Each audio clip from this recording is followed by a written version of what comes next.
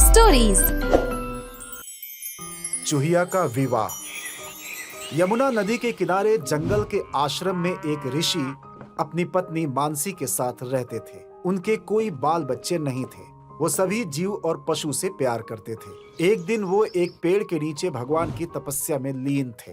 तभी पेड़ पर बैठे कौवे के मुंह से छोटी चूहिया ऋषि के कमंडल में आ गिरी। कमंडल में चूहे के गिरने से पानी का छींटा ऋषि के चेहरे पर पड़ा, जिससे ऋषि का ध्यान भंग हो गया। जब उनकी आंखें खुली तो उनके सामने कौवा आकर खड़ा था। कौवे ने ऋषि से उसके शिकार को कमंडल से निकाल कर देने को कहा।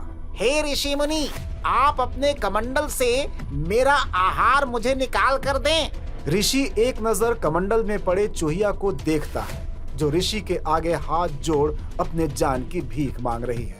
हे ऋषिवर, मेरी जान बचा लीजिए। ऋषि को उस छोटी चूहिया पर दया आ जाती है। वो कौवे से उस छोटी चूहिया की जान बख्शने के लिए कहता है। हे कौवा राज, आप इस मासूम और नन्ही चूहिया की जान बख्श दें और अपना शिकार किसी और को बना लें। हे ऋषि मुनि, अगर मैं इस तरह हर किसी की जान बख्शता रहूंगा तो एक दिन मैं भूखा ही मर जाऊंगा। प्रकृति ने मुझे खाने के लिए यही सब जीव दिए हैं। आप कृपा करके मेरे भोजन के बीच अवरोध ना बने। देखो, मैं तुम्हारा प्रकृति के बनाए संरचना को तोड़ नहीं रहा हूँ, बस इस छोटी चूहिया को बख्शने की बात कर रहा हूँ। इसके बदले में तुम मुझसे कुछ और मांग सकते हो। ठीक है, जान के बदले जान, यानी कि चूहिया के बदले आपका शरीर। ठीक है, मेरे मरने के बाद मेरे शरीर पर सिर्फ तुम्हारा ही अधिकार रहेगा। ठीक है, बस अपना वादा याद रखिएगा। उसके बाद कौवा आसमान में उड़ जाता है, अपने दूसरे शिकार की तलाश में।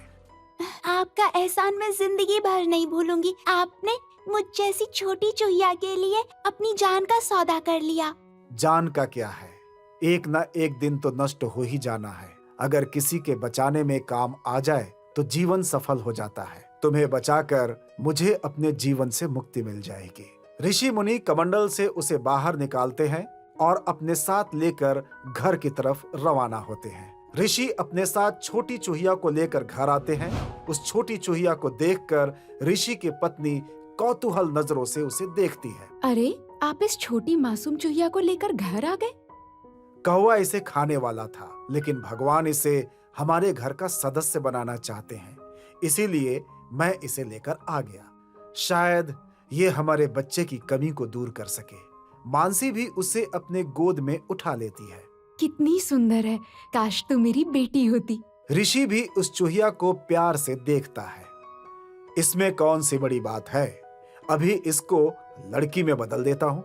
ऋषि कमंडल से जल लेते हैं और चूहिया पर छिड़क देते हैं। चूहिया एक सुंदर लड़की की शक्ल में बदल जाती है। वाह, मेरी बेटी कितनी सुंदर है। इसका नाम सौंदर्य रखते हैं। अब तुम इस पर बरसों से दबी अपनी माँ की ममता पूरी तरह से न्यौछावर कर दो। और मानसी अपनी बेटी को खूब सारा प्यार देती है। सौंदर्य अपना खूबसूरत चेहरा देखकर बेहद खुश हो जाती है। समय बदलता है, सौंदर्य जवान और खूबसूरत हो जाती है। अब उसे अपनी खूबसूरती पर घमंड होने लगता है और वो किसी को भाव भी नहीं देती है। ऋषि मुनि और उसकी पत्नी मानसी अपनी बेटी सौंदर्या का विवाह करने का निर्णय करते हैं और वर की तलाश में जुट जाते हैं। अगले दिन ऋषि अपनी बेटी के विवाह के लिए अग्नि देवता को लेकर आते हैं और अपनी बेटी से राय लेते हैं। बेटी सौंदर्या, क्या तुम पति के रूप में अग्नि देवता को स्वीकार करती हो, जो सारे संसार को ऊष्मा प्रदान करते हैं? सौंदर्या सोचने लगती है, फिर वो जवाब देती है। पिताजी, ये सच है कि अग्नि देवता सारे संसार को ऊष्मा देते हैं। इनके बगैर लोगों का भोजन तैयार नहीं हो सकता, लेकिन इनकी ऊष्मा से मेरा सौंदर्य झुलस जाएगा, इसीलिए मैं इनसे विवाह नहीं कर सकती। हे अग्नि देवता, अब आप ही कोई सुझाव दीजिए जो इसके सौंदर्य को शीतलता प्रदान करे। फिर तो मेघ देवता ही सही रहेंगे, क्योंकि उनके बरसने पर लोगों के चेहरों पर खुशहाली आ जाती है। अग्नि देवता गायब हो जाते हैं। ऋषि मंत्र के द्वारा मेघ देवता को प्रकट करते हैं।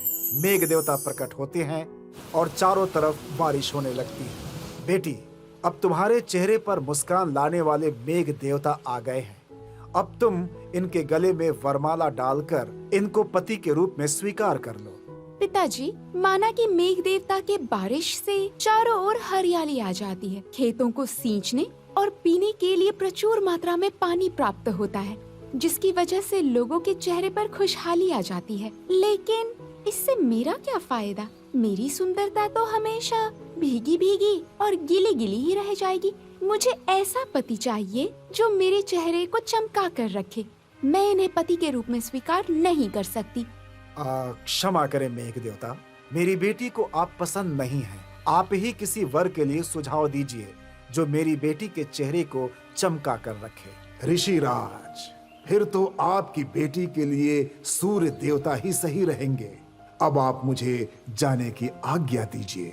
मेघ देवता गायब हो जाते हैं। ऋषि सूर्य देवता को मंत्र पढ़कर प्रकट करते हैं। सूर्य देवता प्रकट हो।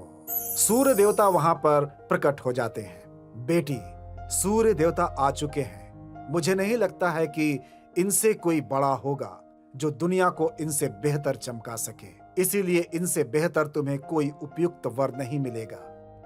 क्षमा करे पिताजी, भले ही ये दुनिया को अपनी रोशनी से चमका देते हो और अंधेरा खत्म कर देते हो, लेकिन मैं इनके तेज प्रताप को नहीं झेल सकती।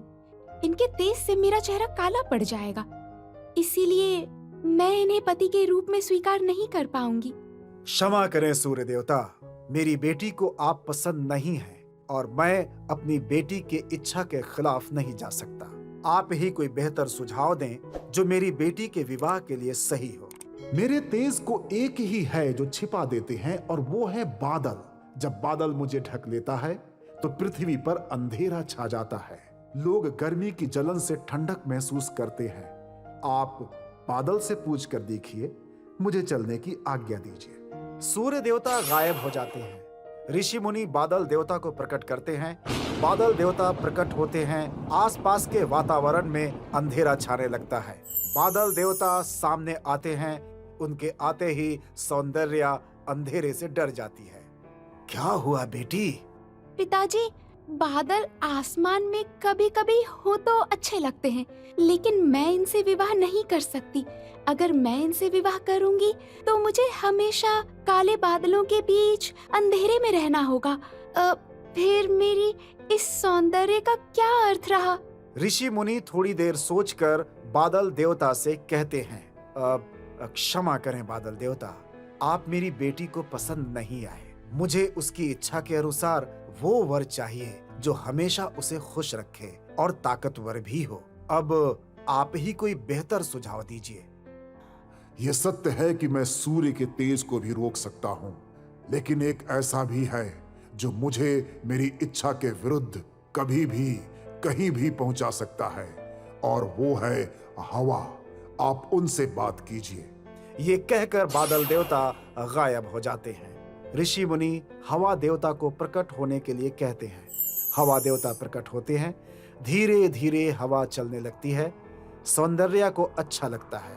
उसके चेहरे पर मुस्कान बिखर जाती है। फिर धीरे धीरे हवा तेज बहने लगती है। सौंदर्या का दुपट्टा उड़कर दूर पेड़ की टहनी पर चला जाता है। सौंदर्या हवा से नाराज हो जाती है। वो दौड़कर अपना दुपट्टा पेड़ की टहनी से उतार कर ले आती है। बेटा, हवा ने तुम्हारे चेहरे पर मुस्कान ला दी। क्या तुम्हें पति के रूप में हवा स्वीकार है? माना कि हवा आप किसी भी मजबूत और शक्तिशाली चीज को भी जमीन से उखाड़कर दूर फेंक सकते हैं। आपके बिना लोग जी नहीं सकते, सांस नहीं ले सकते। लेकिन मुझे आप पसंद नहीं हैं, जो अपनी ताकत दिखाने के चक्कर में लोगों के बदन से कपड़े ही उतार दे। क्षमा करें पिताजी, मुझे पति के रूप में हवा पसंद नहीं है। हवा सौंदर्या की बात सुनकर गुस्सा हो जाते हैं, जिसके कारण चारों तरफ जोर से हवा बहने लगती है। हवा तेज देखकर ऋषि मुनि हवा को शांत करने की कोशिश करते हैं। क्षमा करें हवा महाराज, मेरी बेटी नादान है। उसकी बातों का आप बुरा ना माने। आप तो काफी सुलझे और समझदार हैं। मैं तो आखिर बाप हूं ना। बेटी के अरमानों और इच्छाओं का ख्याल तो रखना ही पड़ता है। ऋषि मुनि की बात सुनकर हवा का गुस्सा शांत हो जाता है। कोई बात नहीं, आप अपनी बेटी के लिए कोई दूसरा वर ढूंढ लीजिए। आप ही उपयुक्त वर बता दीजिए। मैं किसी भी चीज को उड़ा देता हूँ और गुस्सा होने पर तो बड़ी बड़ी मीनार और समुद्र में भी ऊंची ऊंची लहरें पैदा कर देता हूँ। लेकिन मेरे तेज ताकत और गुस्से का असर भी पहाड़ पे नहीं होता। कितना भी जोर से हवा चले, वो अपनी जगह शांत खड़ा रहता है। वो सर्दी, गर्मी और बरसात को भी चुपचाप सह लेता है। मुझे लगता है वो आपकी बेटी के गुस्से को सह लेगा और सारी परेशानी में भी उसका साथ निभाता रहेगा।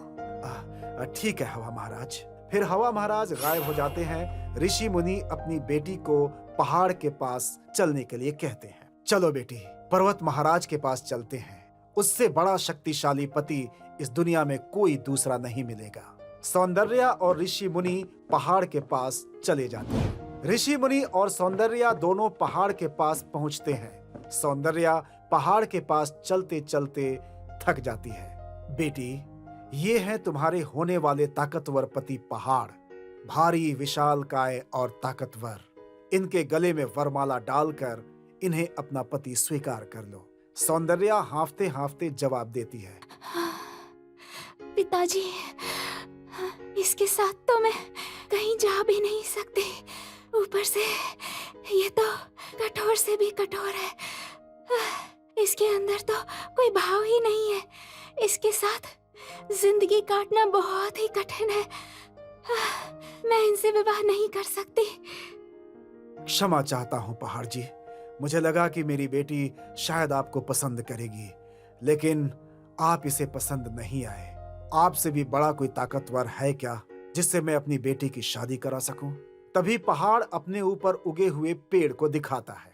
मेरे से भी मजबूत और ताकतवर पेड़ है जो मेरे जैसे शक्तिशाली और ताकतवर शरीर को भी तोड़कर अपने आप को खड़ा कर सकता है। आपकी बेटी के लिए पेड़ सबसे अच्छा लड़का रहेगा। ऋषि वहां से पहाड़ पे उगे पेड़ को देखते हैं और फिर दोनों लोग उस पेड़ की तरफ रवाना होते हैं। ऋषि और सौंदर्या दोनों उस पेड़ के पास पहुंचते हैं। बेटी, ये पहाड़ का सबसे ऊंचा शिखर है। उसके ऊपर भी पहाड़ को तोड़कर ये पेड़ खड़ा है। मुझे नहीं लगता कि इससे मजबूत और ताकतवर पति के रूप में तुम्हें कोई मिल सकता है। तभी पेड़ के सामने का दूसरा सूखा हुआ पेड़ गिर जाता है। ऋषि और सौंदर्या उस सूखे हुए पेड़ को गिरते हुए देखते हैं। फिर वो जीवित पेड़ से सवाल करते हैं। आप इतने ताकतवर और शक्तिशाली हैं। आपने पहाड़ को तोड़कर अपने आप को खड़ा किया हुआ है। क्या आप भी उस पेड़ की तरह गिर जाएंगे? जी हाँ। पिताजी, मैं इस पेड़ से विवाह नहीं कर सकती। ये भी एक दिन गिर जाएगा। फिर आपसे बड़ा ताकतवर कौन है? जी ऋषि महाराज, आप मेरे जड़ को देखिए। चूहों ने वहां बहुत बड़े बड़े सुरंग कर दिए हैं और मैं उनका कुछ नहीं बिगाड़ सकता। धीरे धीरे वो सुरंग को और बड़ा करते जा रहे हैं और मैं कमजोर होता जा रहा हूँ। एक दिन मैं भी उस पेड़ की तरह नीचे गिर जाऊंगा। इसका मतलब आपसे बड़े चूहे हैं? पेड़ कुछ जवाब नहीं देता। पेड़ की जड़ के नीचे से एक चूहा बाहर आता है। उसे देखकर ऋषि सौंदर्या से पूछते हैं, बेटी, तुम्हें पति के रूप में ये चूहा पसंद है? जी पिताजी, चूहे ही दुनिया में सबसे ताकतवर होते हैं। मैं उसी से शादी करना पसंद करूंगी। ऋषि सौंदर्या के सोच पर मुस्कुराते हैं। अगले दिन सौंदर्या की शादी चूहे के साथ धूमधाम से होती है। सौंदर्या चूहे के गले में वरमाला डालती है। पिताजी, मेरे पति चूहा है, छोटे हैं और मैं एक लड़की हूँ और अपने पति से बड़ी हूँ।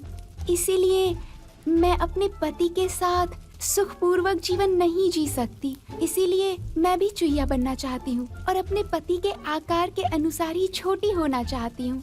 ठीक है। ऋषि अपने कमंडल से थोड़ा सा जल बाहर निकालते हैं और सौंदर्या पर छिड़क देते हैं। सौंदर्या फिर से चूहिया बन जाती है और अब चूहिया ऋषि मुनि को छोड़कर चूहे के साथ रहने लगती है।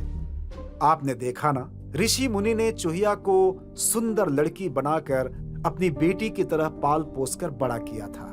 उसके विवाह के लिए बड़े से बड़े ताकतवर और बुद्धिमान वर की तलाश भी की, लेकिन उनकी बेटी सब में कोई ना कोई कमी निकालती रही।